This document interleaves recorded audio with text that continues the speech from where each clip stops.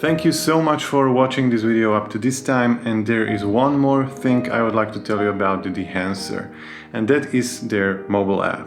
With their mobile app you can do basically the same thing as with the Lightroom and Photoshop plugin.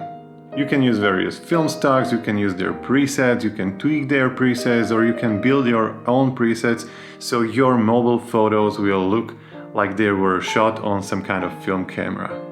If you liked this kind of silent editing video, leave me a comment down below, let me know what you think about it.